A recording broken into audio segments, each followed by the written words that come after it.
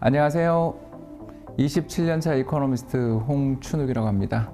최근 세종사이버대학교 경영학과에서 경제학 원론 강의를 하고 있기도 하죠. 27년 동안의 이코노미스트 경력, 즉 경제분석가의 경력을 활용해서 실전과 이론이 만나는 좀 재미있는 강좌를 만들기 위해서 매일처럼 노력하고 있는데 점점 더 나아지는 모습 보여주지 않을까 기대하며 이 동영상 만들었습니다. 네, 제가 다루는 학문 경제학에 대해서 오늘 잠깐 설명할 텐데요. 경제학이라는 학문에 대해서 많은 분들이 좀 오해를 하시는 것 같아요.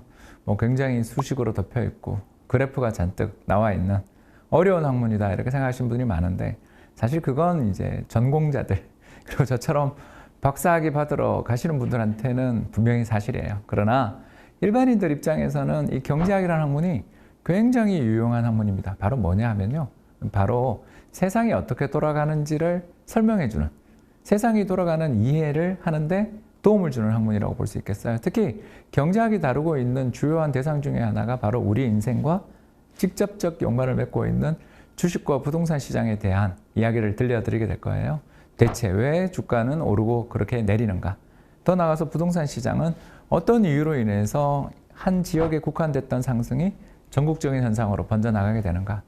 이런 것들에 대해서 관심을 가지신 분들 굉장히 많을 겁니다. 근데 그냥 그걸 어떤 분들은 돈이 많이 풀려서 그래, 어떤 분들은 투기꾼들 때문에 세상이 이렇게 되고 있어, 이렇게 단순하게 설명해 버립니다. 그런데 세상이 정말 그렇게 단정적인 말 한마디로 설명될 수 있을 것 같으면 수많은 사람들이 다 돈을 벌었을 거예요.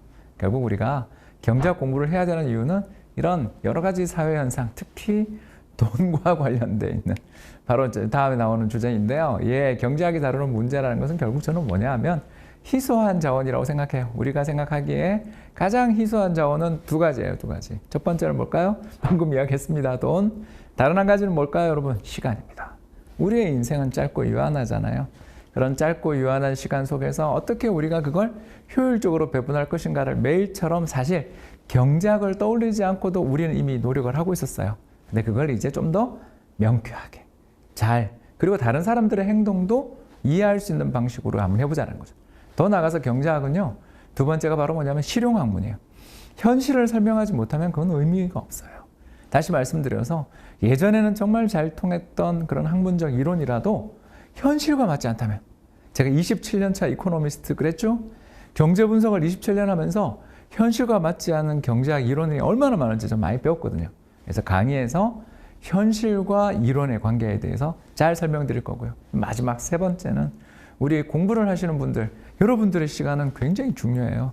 여러분들이 가지고 있고 이 강의를 보기 위해서 소비하고 있는 이 시간의 가치가 어떤 것인지, 다른 사람들은 시간의 가치를 어떻게 생각하는지, 이 시간에 내가 딴 걸 한다면 무엇을 달성할 수 있는지에 대한 고민들을 하면서 세상을 더욱더 효과적으로, 효율적으로, 그리고 더 잘 이해할 수 있는 길을 얻게 되리라 생각해 봅니다.